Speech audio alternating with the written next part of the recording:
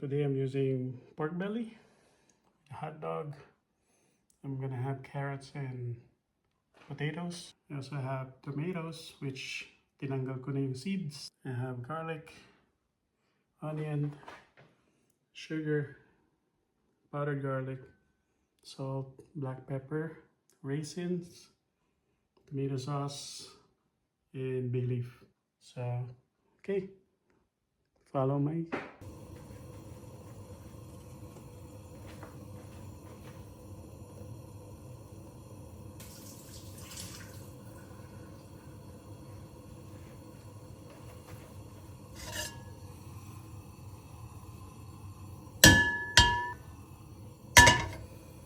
So, ang ating gagawin is we're gonna fry yung carrots and potatoes.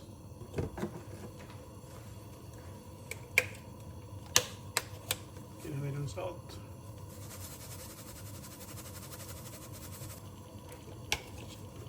Black pepper.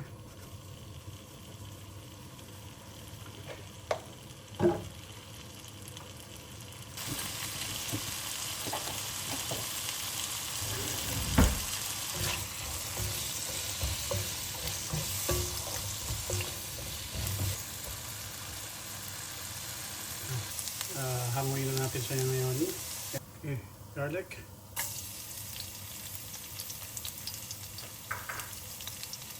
Then onion. Isa ko.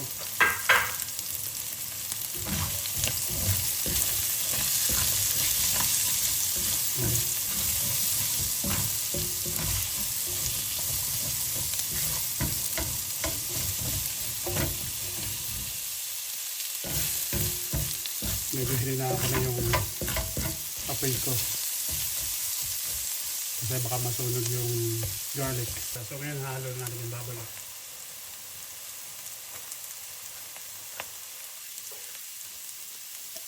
Okay, yung baboy natin.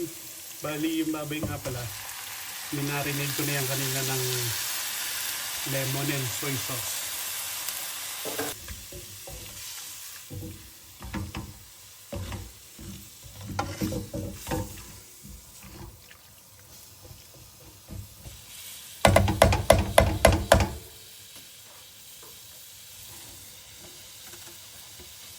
Then, i-blast ulit natin siya ng black pepper.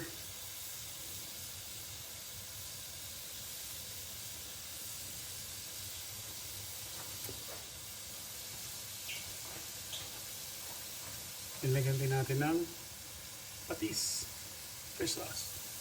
Dami din yan eh. It gives a different layer dun sa lasa niya. Kaunti lang. Yan, haluin lang natin.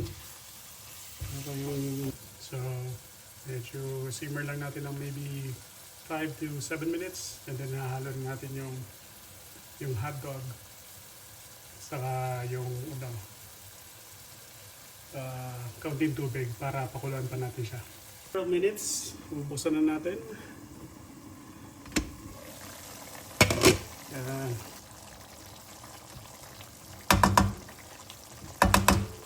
Yan, at this point, lagay ko muna yung kamatis.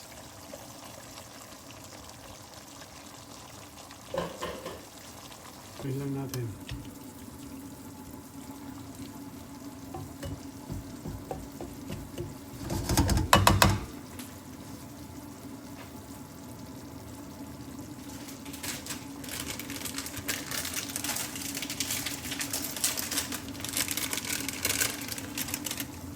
And kailangan siya ng bay leaf na.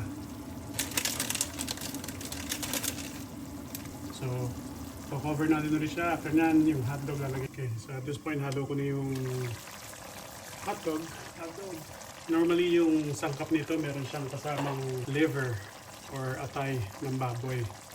But, since wala akong atay ng baboy, ano lang siya, laman saka itong hotdog. Yung iba naglalagay sila ng tomato paste. So, pakuluan natin siya for maybe about 20 to 30 minutes. Then after that, ilalagay na natin ibang sahog. Maybe yung raisin kasi gusto ko medyo nagpa-plump yung raisin. So lalagay natin siya mamaya. So actually lalagay ko na rin pala yung tomato sauce. Yan. Lagay ko na rin siya. Isang maliit na lata lang.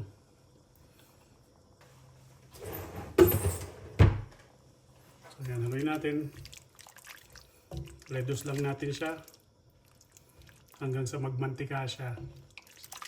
Saka natin nahalo yung mga ibang ricado pa. So bali at this point, lalagyan ko na siya ng raisin kasi gusto ko yung raisin medyo, I think nabanggit ko siya kanina na medyo plump ang gusto ko dun sa raisin. So pag sa huli ko siya nilagay, hindi siya naluluto masyado. So, yan. Tapos haluin lang natin para mag-hydrate yung raisin mamaya. So, lalagay ko na siya sa medyo high heat para mag-reduce na siya ng and yung lagyan ng pepper. Saka kung gusto nyo siya lagyan ng more salt, nasa sa inyo. So, bali at this point, gusto ko siya nagdagan pa ng asukal.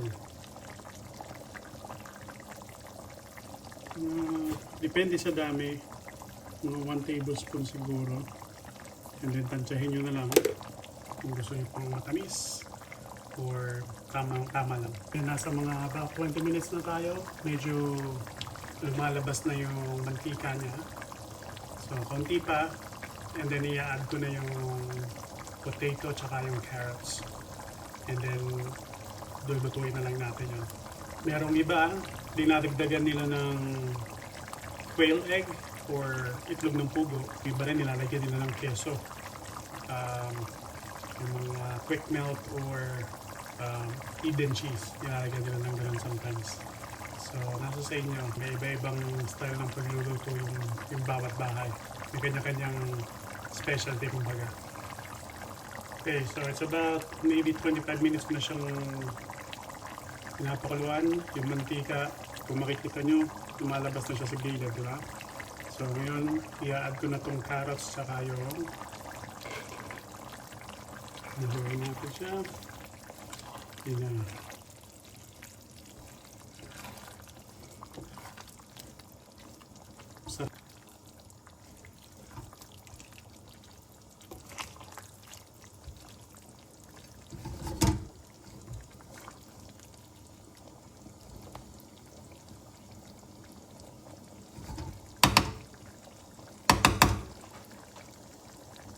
Then, lagay ko na rin yung bell pepper.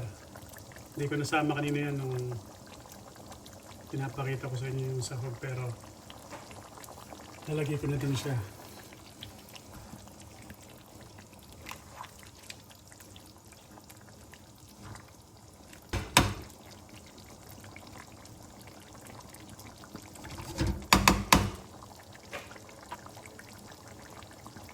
Yan, so lutuin lang natin and then lulutuin na lang natin yung vegetable and then matatapos na yan, ready na siya in a little bit. Yan na, tapos na ang ating menudo. Serve na natin to with steamed rice and ready to eat. Thank you for watching.